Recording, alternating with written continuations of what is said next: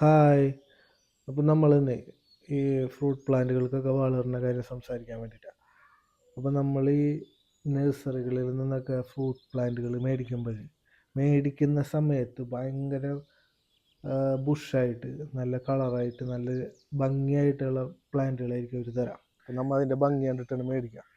വീട്ടിൽ കൊണ്ടുവന്ന് വെച്ച് കഴിഞ്ഞ് കഴിഞ്ഞാൽ പിന്നെ അത് കുറച്ച് നാൾ കഴിഞ്ഞ് കഴിഞ്ഞാൽ കുരുടിച്ച് ഇലയുടെ ഭംഗിയും പോവും, കളറും പോവും, കൊഴിഞ്ഞു പോവും, ഒരു ഉഷാറില്ലാണ്ട് നിൽക്കും.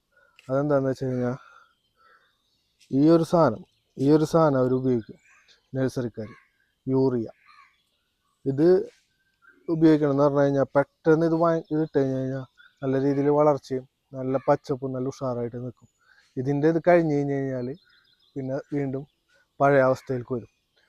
അപ്പോൾ ഇത് ഉപയോഗിക്കേണ്ട രീതി എന്ന് പറഞ്ഞു കഴിഞ്ഞാൽ വളരെ കുറച്ചെടുത്തിട്ട് ഇത് കടയമ്മ ഇടരുത് കേട്ടോ, കുറച്ച് കട നടന്ന് വിട്ടിട്ട് വേണം ഇടാനായിട്ട്. ഇത് താഴെ വെച്ചിരിക്കുന്നതുകൊണ്ടാണ് ഞാൻ കുറച്ചധികം ഇടുന്നത്.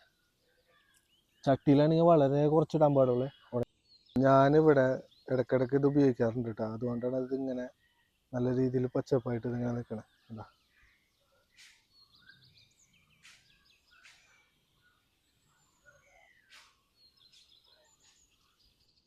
ഇപ്പോൾ വീഡിയോ ഇഷ്ടപ്പെട്ടെന്ന് വിചാരിക്കുന്നു. ഇഷ്ടപ്പെട്ടാൽ ലൈക്ക് ചെയ്യുക, ഫോളോ ചെയ്യുക.